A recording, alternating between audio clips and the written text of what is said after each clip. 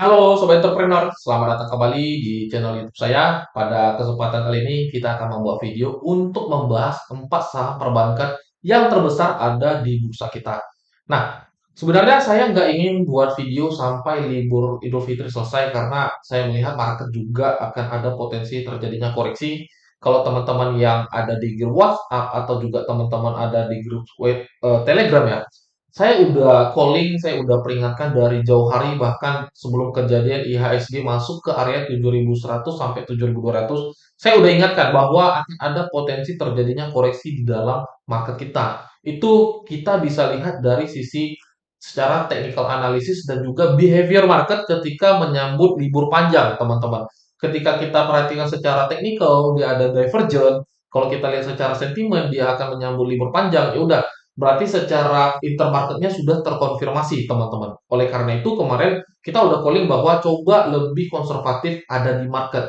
Nah, saya nggak ingin saya membuat video terakhirnya membuat teman-teman agresif di market.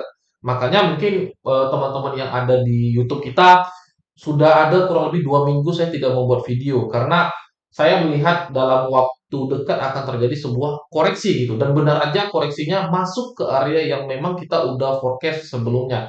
Nah, sekarang kita akan update untuk keempat saham perbankan. Mungkin teman-teman yang belum punya barang atau yang sudah punya barang kebingungan di mana sih area yang menarik untuk kita coba akumulasi saham-saham perbankan, karena kita tahu di tahun 2024 ini tetap forecast market kita akan berada di dalam majority bullish trend. Jadi tetap berada di dalam gerakan yang positif. Ketika terjadi koreksi seperti saat ini adalah momentum yang bagus untuk teman-teman coba cari saham apa yang ada di area demand level. Saya nggak ingin bahas beberapa saham yang ada di area demand level karena akan memakan waktu yang cukup panjang. Mungkin saya akan bahas nanti setelah libur Idul Fitri selesai. Nah, di video ini kita akan coba bahas 4 saham perbankan dan teman-teman bisa perhatikan di mana ada area yang tepat untuk teman-teman mungkin entry dan simpan sahamnya di dalam portofolio. Nah, saya sebelum ingin bahas 4 saham perbankan, saya ingin ingatkan kepada teman-teman, mungkin bagi teman-teman yang belum punya akun Mirai Aset Sekuritas dan ingin buka akun Mirai Aset Sekuritas supaya mendapatkan grup VIP kita. Jadi teman-teman boleh klik link yang ada di deskripsi. Nanti ketika teman-teman klik link tersebut, teman-teman akan langsung berkomunikasi dengan saya dan saya akan pandu teman-teman bagaimana caranya untuk membuka akun Mirai Aset Sekuritas. Nah, ini ada dua grup. Jadi grup kedua ini adalah fasilitas yang akan teman-teman dapatkan nantinya. Grup pertama ini adalah grup satu arah. Jadi grup satu arah ini hanya saya aja yang bisa men-sharingkan segala macam informasi. Jadi seperti yang teman-teman lihat di layar, di sini saya sering update entah itu berita atau closing market sehari ini seperti apa. Ini adalah contoh saham yang mungkin kita bisa referensikan kepada teman-teman, dan juga mungkin ini adalah berita-berita penting yang bisa teman-teman perhatikan yang mungkin akan berdampak terhadap saham-saham yang teman-teman simpan di dalam portofolio gitu. Ini adalah grup satu arah seperti yang teman-teman lihat ya. Ini saya sangat aktif menyampaikan berita-berita dan juga saham-saham yang penting gitu. Nah, ini grup dua arah. Jadi grup dua arah ini adalah tempat untuk kita bisa saling chatting, tempat kita bisa saling sharing, dan tempat kita bisa saling berkomunikasi. Jadi bagi teman-teman yang mungkin ingin mendapatkan fasilitas grupnya, teman-teman klik aja link yang ada di deskripsi. Nanti saya akan jelaskan dan pandu bagaimana caranya untuk membuka akun Mirai Aset Sekuritas. Oke, nah jadi untuk indeks IHSG kita nggak punya review terlalu banyak karena di sini saya udah forecast dia akan masuk ke area 7.100 dan 7.200. Sekarang pertanyaannya, ketika IHSG masuk ke area tersebut, bagaimana keempat saham perbankan? Apakah kita sudah bisa melakukan akumulate di empat saham perbankan tersebut? Kita akan review di video ini. Kita langsung ke saham pertama, ada di BBCA. Nah, untuk di BBCA tadi saya udah coba forecast analisa teknikalnya. Memang sekarang kalau kita lihat BBCA itu masih berada di harga yang tinggi. Jadi untuk BBCA saya sarankan kepada teman-teman kita wait and see, karena harga 9.900 bukanlah harga yang bagus untuk teman-teman simpan di dalam portofolio. Sekarang kalau kita lihat di mana sih area base price di BBCA, saya udah tandakan. Jadi kita tandakan ini menjadi area demand warna hijau ini adalah area demand. Jadi kita butuh BBCA itu turun sampai 6% lagi, teman-teman. Kita butuh dia turun sampai 6% lagi, baru teman-teman bisa re-entry kembali atau akumulasi kembali di saham BBCA. Di harga sekarang, saya sarankan kepada teman-teman wait and see. Karena apa? Karena ada 3 perbankan lagi yang mungkin teman-teman bisa lirik daripada kita paksakan masuk di saham BBCA di harga 9.900. Mungkin nanti kita nggak masuk di harga 9.900, tiba-tiba naik ke 10.000. Ya udah biarkan aja, teman-teman. Biarkan dia naik, biarkan dia membentuk sebuah structure baru, biarkan dia membentuk sebuah tren sehingga kita tahu di mana melakukan adjustment, di mana melakukan entry, membentuk sebuah demand level gitu. Kalau sekarang ya udah biarkan aja BBCA. Masih ada 3 saham perbankan yang mungkin teman-teman bisa lirik. Sekarang plannya gimana BBCA? Menunggu, setidaknya biarkan dia turun sampai 6%. Area hijau adalah area demand level. Nah, area hijau adalah area demand level kita. Jadi area base price untuk BBCA ada di 9.100 sampai 9.200, teman-teman. Nah, kita tanda di sini. Oke, jadi untuk BBCA area base entry kita masih jauh di 9.100 sampai 9.200. Kalau harga belum sampai ke situ, ya udah biarkan aja dia bergerak mau seperti apa sampai struktur baru terbentuk, baru kita melakukan adjustment lagi di saham BBCA. Nah, selanjutnya BBRI, kita lihat di BBRI. Nah, BBRI kalau teman-teman lihat, saya udah forecast tadi, saya ambil dari weekly time frame pertama ya. Kita coba tarik channelnya supaya teman-teman tahu terlebih dahulu seperti apa tren di BBRI. Kalau kita lihat dari channel trendline, kita menemukan sebenarnya BBRI ini berada di dalam strong momentum bullish. Itu clear kalau kita lihat secara channel trendline. Oke, nah kita lihat di dalam daily, kita ambil daily time frame supaya kita mencoba mencari di mana sih titik entry di saham BBRI gitu. Nah, kita lihat di sini, teman-teman. Kita perhatikan di sini, ini adalah area pertama.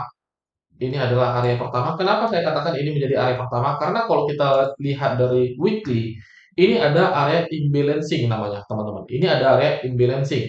Jadi, ketika dia memasukin area itu, ada probabilitas yang cukup tinggi demand mulai masuk ke saham BBRI. Oleh karena itu, area hijau pertama ini adalah area pertama untuk teman lakukan akumulasi. Nah, area 5.550 kurang lebih area-area ini adalah area yang tepat teman-teman bisa lakukan akumulasi di saham BBRI. Nah, mungkin teman-teman yang melihat video ini ada sedikit perbedaan terhadap chartnya. Jadi di dalam chartnya aja saya katakan tidak perlu dipermasalahkan karena yang penting tuh kita tahu forecast di mana area entry dan juga area belinya, teman-teman. Nah, untuk BBRI sekarang ada 2 area yang teman-teman bisa pertimbangkan. Area pertama ada di 5550 sampai 5675, itu adalah tetap area pertama untuk teman-teman lakukan akumulasi. Area kedua, teman-teman bisa perhatikan ada di 5.100 sampai 5.200. Kalau seandainya dia jebol di bawah 5.550, ya udah biarkan aja sampai dia masuk ke area demand kedua kita yaitu di 5.100 sampai 5.200.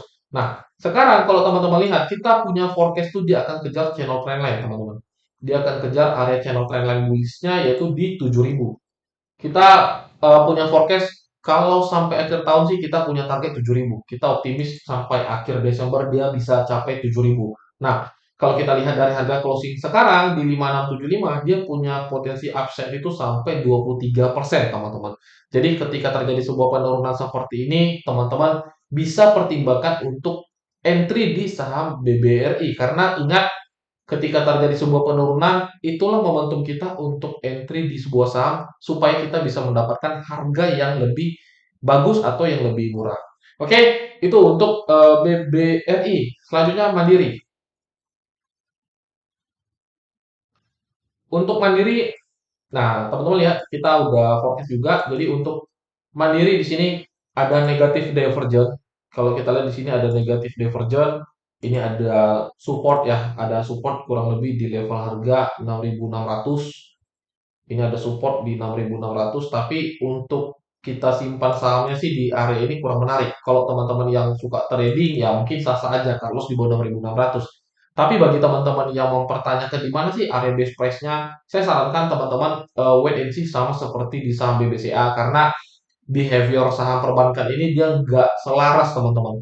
Misalnya 4 saham bergerak, dia nggak selaras. Bisa jadi nanti dua naik, satu turun, satu sideways. Bisa seperti itu. Bisa nanti tiga bullish, satu turun. Itu bisa seperti itu teman-teman. Nah sekarang kalau kita lihat BCA sama Mandiri ini dia kurang lebih gerakannya sama, dia belum mau turun. Sekarang yang malah turun dalam tuh ada di BBRI dan juga BBNI. Oleh karena itu, saya sarankan kepada teman-teman coba pantau di BBRI dan juga BNI. Kenapa? Karena kedua saham inilah yang mengalami penurunan cukup signifikan.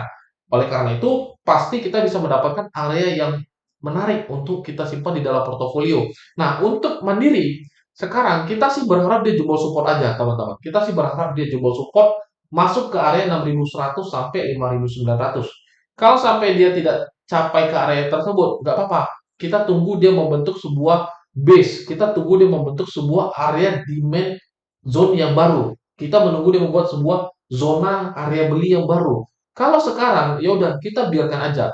Kita biarkan dia mau kemana dulu. Apakah dia masih mau naik atau dia mau jebol supportnya. Yang penting ingat di harga 6.900 sama seperti BBCA itu bukan area yang bagus untuk kita entry dan simpan sahamnya di dalam portofolio. Oke, itu untuk Mandiri. Kalau teman-teman yang sudah punya ya, mungkin mungkin teman-teman bertanya, Pak, kalau yang sudah punya barangnya gimana? Kalau yang sudah punya barangnya, mungkin teman-teman bisa eh, jual switching di BBRI atau juga BNI. Kalau teman-teman sudah punya barang atau nggak mau jual, ya udah kembali ke teman-teman. Yang penting ingat area selanjutnya bagi teman-teman yang ingin beli mandiri ada di 5.900 sampai 6.100. Kalau teman-teman tanya, Pak, bisa nggak cicil sekarang di area sekarang di harga 6.600 sampai 6.700? Ya boleh-boleh aja teman-teman, boleh-boleh aja. Yang penting di perbankan sekarang jangan masuk dalam harga satu fraksinya. Jangan masuk di dalam satu harga. Misalnya 6.700, teman-teman all in di situ. Jangan. Karena kita butuh dua area zona yang bisa kita manfaatkan untuk lakukan akumulasi. Oke, itu untuk mandiri. Jadi kalau seandainya teman-teman ingin paksa, misalnya saya mau entry nih, ya udah ini teman-teman bisa pertimbangkan areanya. Walaupun sebenarnya sebenarnya saya sih berharap dia turun di area 5.900 sampai 6.100. Sekarang tinggal teman-teman seleranya gimana. Kalau teman-teman seleranya mau mulai akumulasi di 66 sampai 6.700, ya kembali ke teman-teman. Itu bisa area yang teman-teman manfaatkan. Karena itu menjadi area terdekatnya saat ini. Tapi ya kita nggak tahu ke depannya apakah area itu dia bisa jebol atau tidak. Oke, itu untuk mandiri. Saya lebih tertarik sih di BBNI sama BRI. Saya lebih tertarik di BBRI sama BBNI karena dia turunnya udah cukup dalam gitu. Dia turunnya udah cukup dalam. Kalau kita perhatikan dari peaknya, nah contoh BBNI sendiri dia udah turun 8%.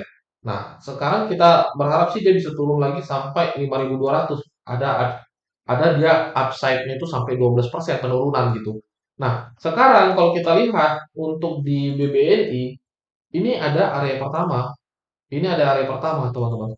Nah, dia sama seperti Eee, mandiri ya, ini ada area pertama neckline dia nih, karena kalau kita lihat ini ada potensi divergen juga kalau teman-teman perhatikan di sini, negatif divergen dari time frame H1 atau H4 teman-teman turunkan ini pasti kelihatan.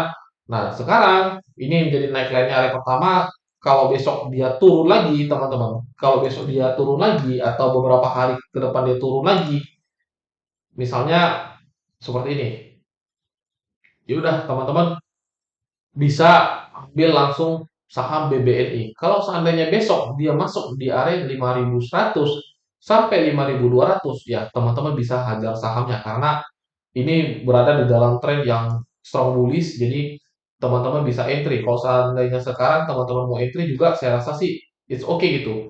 Targetnya kita ambil 6.500. Jadi ada upside sampai kurang lebih 18% untuk dia kejar 6.500 teman-teman. Jadi untuk BBNI teman-teman perhatikan area 5475 ini kalau seandainya teman-teman entry dan hold sahamnya sampai 6.500 dia ada potensi upside sampai 18%. Kalau kita dapat base price di 5.200 dia ada potensi upside itu sampai 25% gitu. Jadi ini cukup menarik untuk teman-teman pertimbangkan gitu. Jadi untuk beberapa hari ke depan ada hari Rabu, Kamis, Jumat, ya teman-teman bisa manfaatkan kalau seandainya ada penurunan, teman-teman bisa pertimbangkan entry. Saya sih rekomendasi ada di BRI dan BNI. Kalau Mandiri, teman-teman ya masih oke okay lah. Ini hari pertamanya, hari keduanya ada di hari selanjutnya. Yang paling penting saya lebih hindari di BBCA ya. Saya sarankan kepada teman-teman coba lebih hindari di BBCA karena ini harganya juga udah cukup tinggi gitu. Oke, jadi mungkin itu aja keempat saham yang teman-teman bisa perhatikan di 4 big banks. Jadi di 4 saham perbankan ini kita lebih rekomendasi di BBRI dan juga BBNI. Oke, ini dua area yang teman-teman bisa pertimbangkan untuk BBRI dan juga BBNI. Mungkin sampai di sini aja videonya. Sampai jumpa di video-video selanjutnya. Salam entrepreneur.